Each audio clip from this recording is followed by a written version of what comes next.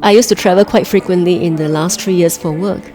When I'm on board the plane, I couldn't help but wonder, how on earth is a plane able to fly thousands of kilometers above sea level against gusty winds, carrying people and cargo across airspaces and continents? Two people came to my mind instantly: the Wright brothers.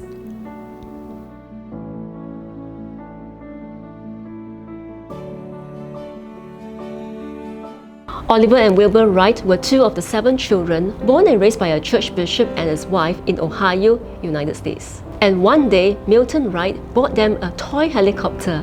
They played and broke it.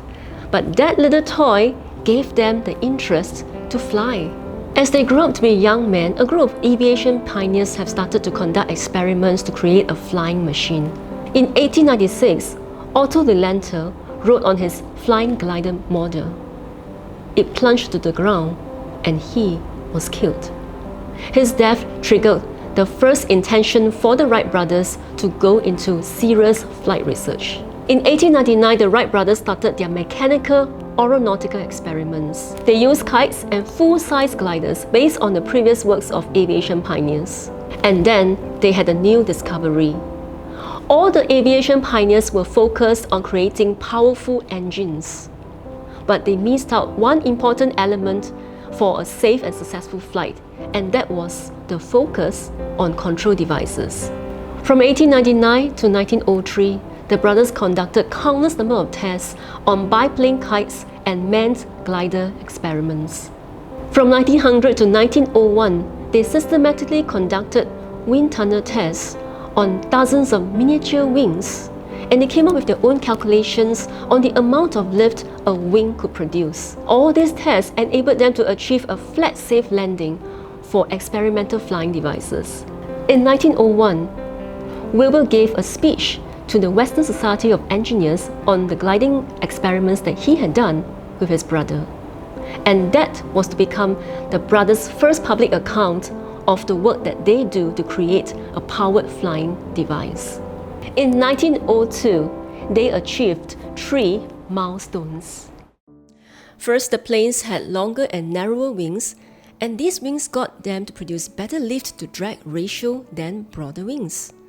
Secondly, the brothers discovered the true purpose of the vertical rudder, which was to aim and align the aircraft correctly during banking turns, leveling from turns, and wind disturbances. Thirdly, the creation of a 3-axis control containing wind warping, forward elevator, and rear rudder to fly a device at a faster speed and stable pace in control on air.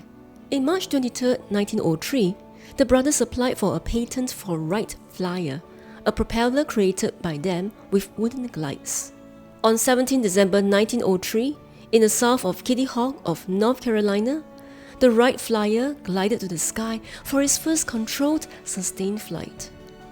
4 successful test flights were achieved, supported in air by aero-curved wings with no balloons attached. In 1914, the world's first commercial airliner was created.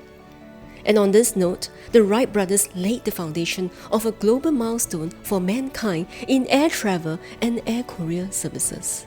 So, how do we celebrate Wright Brothers Day? We can go to an aviation museum in our respective country. We can watch the planes fly past at the airport. We can take up lessons on flying a small plane or even learn how to fly a drone. And equally important, remember what we have learned from Wright brothers? The values of commitment, the value of optimism that have driven them to achieve their dreams to fly. Thank you so much for joining us. We hope that tonight's video story have truly inspired you to believe in your dream, to believe that you have the power to make them happen.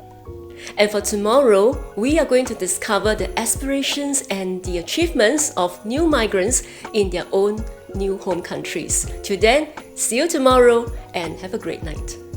Do like this video, comment down below, and share it with your friends and families.